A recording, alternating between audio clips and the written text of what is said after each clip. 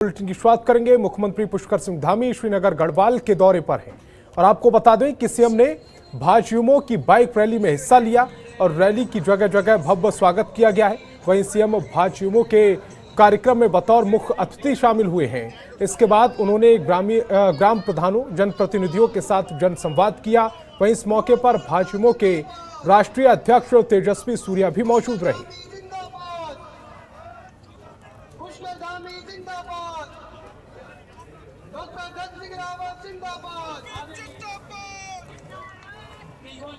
तो भाजयुमो के कार्यक्रम में बतौर मुख्य अतिथि सीएम पुष्कर सिंह धामी यहां पर मौजूद रहे। युवा मोर्चा की बाइक रैली में भी उन्होंने शिरकत की है।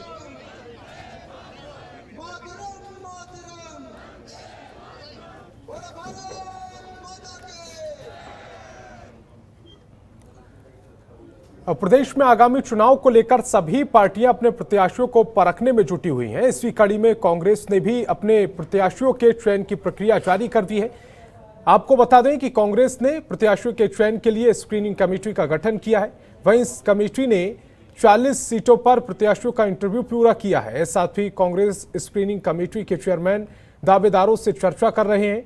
कांग्रेस जनवरी के पहले हफ्ते में प्रत्याशियों की सूची जारी करेगी।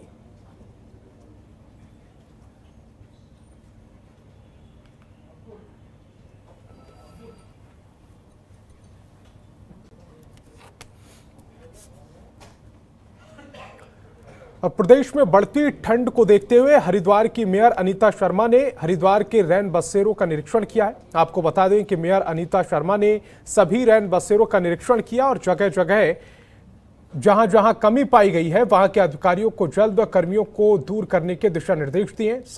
साथ ही मेयर ने गरीब और असहाय लोगों को कंबल भी बांटे हैं। वहीं इस मौके पर कांग्रेस नेता और कार्यकर्ता भी मौजूद रहे हैं।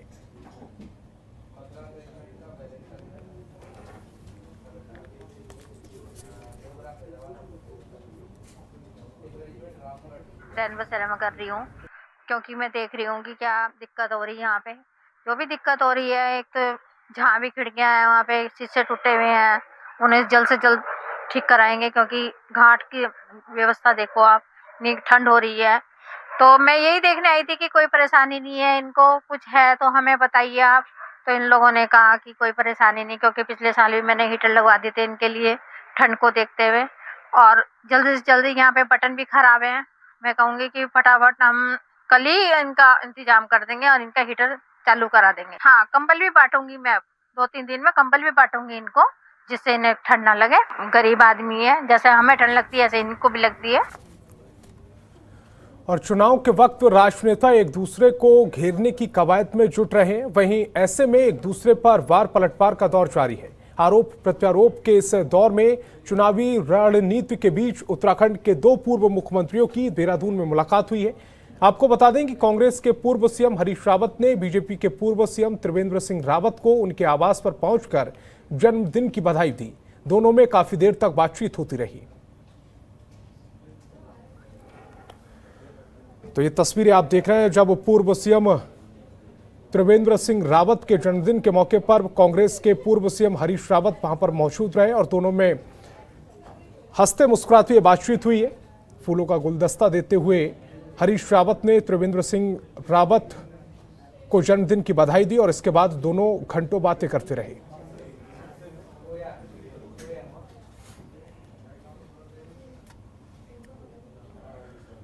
और विधानसभा चुनाव की तैयारियों को लेकर सभी पार्टियां मैदान में उतर चुकी हैं। बीजेपी और कांग्रेस के बाद अब आम आदमी पार्टी भी उत्तराखंड सियासत में अपनी पकड़ मजबूत कर रही है। प्रदेश में लगातार आम आदमी पार्टी के मंत्री और विधायक उत्तराखंड की जनता के बीच दिल्ली मॉडल की बात रख रहे हैं और रुड़की के हरचंदपुर आप प्रत्याशी नवनीत राठी पहुंचे और जनसभा को संबोधित करते हुए बीजेपी और कांग्रेस पर जमकर हमला बोला।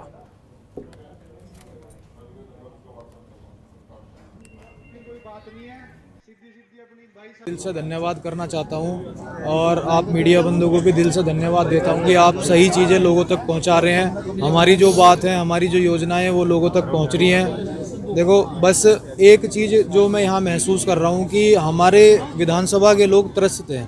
उन्होंने अपने नेताओं को वोट के टाइम पे देखा और सबने वो भी नहीं देखा। मुझे नहीं लगता कभी उन्होंने अपनी जनता को डोर टू डोर कभी कैंपेन किया होगा या आम जनता से, गरीब लोगों से भी कभी मिले होंगे। तो मैं ये महसूस कर रहा हूँ जब हम लोग जाते हैं, हमारे इस सभा में भी हमारे बड़े बुजुर्ग हैं, हमारी महिलाएं, हमारे छोटे छोटे बच्चे अपने भविष्य के बारे में बात सुन रहे हैं। तो मेरा कहने का मतलब है, एक आंदोलन की तरीके से मंगलौर विधानसभा में काम हो रहा है और हमारा जो एक समूह है, हमारा जो एक आम आदमी पार्टी का एक ग्रुप है, वो बढ़ता ही जा रहा है। हर गांव में हमारा काफिला बड़ा होता जा रहा है। कहते हैं हाथ कंगर को आरसी क्या, पढ़े लिखे के लिए फारसी क्या। दिल्ली दूर थोड़ी है। अभी जितनी योजनाएं मैंने बताई हैं ये भी यहाँ लागू करेंगे और हमारे मुख्यमंत्री जी खुद अपने जबान से घोषणा कर चुके हैं 300 यूनिट फ्री का, 5,000 रुपया बेरोजगार भत्ता, महिलाओं के लिए 1,000 रुपये। ये कोई बड़ी बात नहीं है। देखिए यहाँ पूरा स्टेट का दर्जा है। यहाँ दिल्ली में क्या है, ना सरकार के पास लैंड है ना लाइन ऑर्डर है। यहाँ तो सरकार के पास लैंड भी है, लाइन ऑर्डर भी है, स्टेट का पूरा दर्जा है, मुख्यमंत्री को पूरा अधिकार है। तो ऐसी कौन सी चीज़ है जो नहीं हो सकती। और प्रदेश में ठंड का सितम लगातार बढ़ रहा है। ऐसे में फुटपाथ और रेन बसेरों में रहने वालों को काफी दिक्कतों का सामना करना पड़ रहा है। इसी के चलते पूर्व सीएम त्रिवेंद्र सिंह रावत ने अपने जन्मदिन के मौके पर ठंड में ठिठुरते फुटपाथ पर गरीब लोगों को कंबल बांटे। वहीं इस मौके पर देहरादून के मेयर सुनील उनियाल गामा भी मौजूद रहे।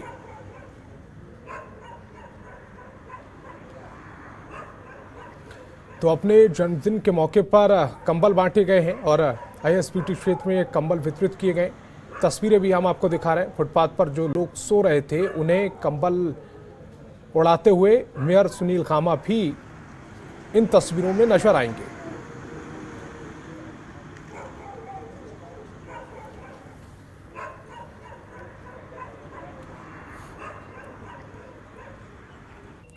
आगामी चुनाव के चलते सभी पार्टियां तैयारियों में जुटी हुई हैं। इसी के चलते कांग्रेस प्रदेश अध्यक्ष गणेश कुदियाल सतपुली पहुंचे, जहां उनका कांग्रेस कार्यकर्ताओं ने फूलमालाओं के साथ जोरदार स्वागत किया।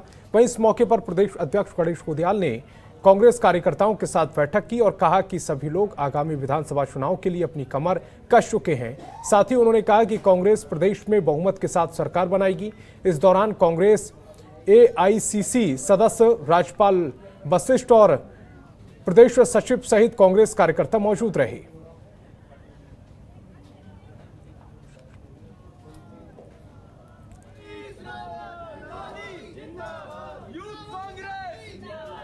तो ये तस्वीरें हम आपको दिखा रहे हैं जब कांग्रेस प्रदेश अध्यक्ष गणेश कुदियाल का स्वागत किया गया है। कांग्रेस ने पूर्ण बहुमत के साथ सरकार बनाने का दम भरा है।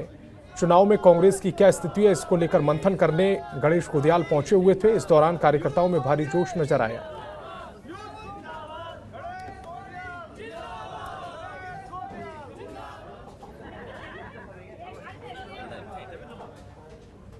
और आजादी को लेकर पूरे भारत में अमृत महोत्सव मनाया जा रहा है, जिसके चलते सरकार की तरफ से कई कार्यक्रम किए गए हैं। इसी को लेकर अल्मोड़ा के संग्रहालय में स्मरण महोत्सव मनाया गया है, जिसमें कुमाऊं के आजादी के रणबांकुरों की प्रदर्शनी लगाई गई। वहीं विधानसभा उपाध्यक्ष रघुनाथ सिंह चौहान ने इस कार्यक्रम का शुभारंभ किया। साथ ही इस मौके पर उन्होंने कहा कि देश आजादी के महोत्सव को मना रहा है।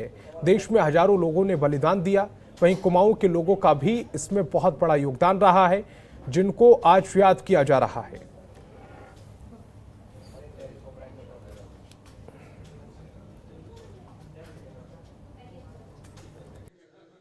आज़ादी का अमृत महोत्सव भारत आज़ादी के 75वें वर्षगांठ मनाने जा रहा है।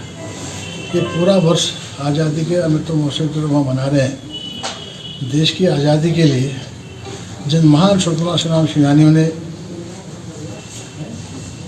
आज़ादी के लिए संघर्ष किया, यातनाएं सही, जेलों में गए और कुर्बानी दी, उनको याद करने का भी दिन है।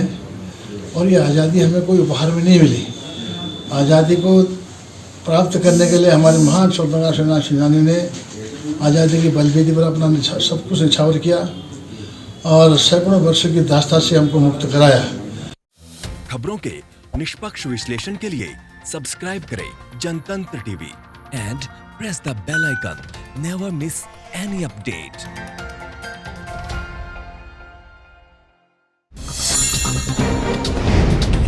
डाउनलोड कीजिए जनतंत्र टीवी ऐप को, जो कि अवेलेबल है गूगल प्ले और ऐप स्टोर पर।